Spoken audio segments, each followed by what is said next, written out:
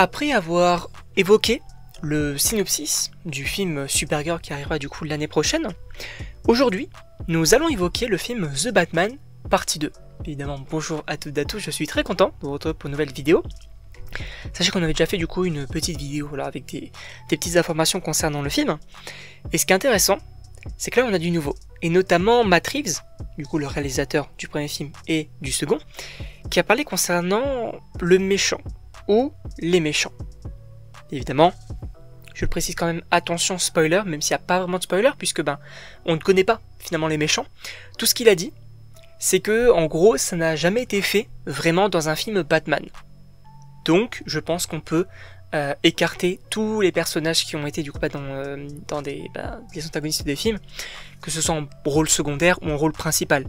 C'est vrai que moi personnellement j'aurais peut-être imaginé, en tout cas il y avait pas mal de rumeurs et en vrai moi je trouvais ça assez stylé d'avoir peut-être un Mr. Freeze pour le coup, mais comme il a été l'un des antagonistes des anciens films Batman, bon je pense pas que ça sera le cas. En revanche, et c'est là où c'est très intéressant, c'est que du coup il appuie vraiment sur le fait que déjà au niveau du scénario, ils sont très contents, et qu'ils espèrent peut-être que, enfin en tout cas qu'ils pensent du coup que ce film-là serait meilleur que le premier, mais surtout que ça serait une histoire de détective. Un peu aussi comme c'était le cas dans le premier film avec notamment le Riddler qui justement s'émet un petit peu, on va dire, plein de devinettes un petit peu partout.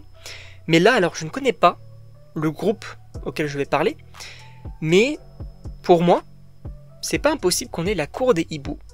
Alors, je n'en connais vraiment très peu concernant ça. Tout ce que je sais, c'est que c'est des antagonistes de Batman. C'est tout.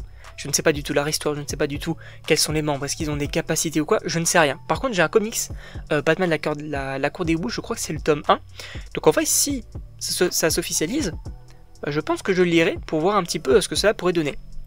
En tout cas, ce qui est intéressant, c'est que aussi dans la fin de The Batman partie 1, on avait du coup le teasing avec notamment le Joker et le Riddler. Et je pense que ça, on aurait plus pour une troisième partie, pour avoir vraiment du coup le retour du Riddler, l'arrivée du Joker, etc.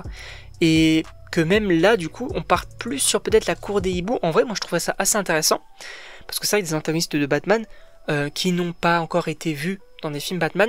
On aurait pu mentionner peut-être Clayface, mais du coup, comme il va y avoir un projet solo, je pense que ça sera un peu compliqué, parce que du coup, ça sera de l'univers de James Gunn, et pas du coup de celui de Matt Reeves, donc un peu compliqué.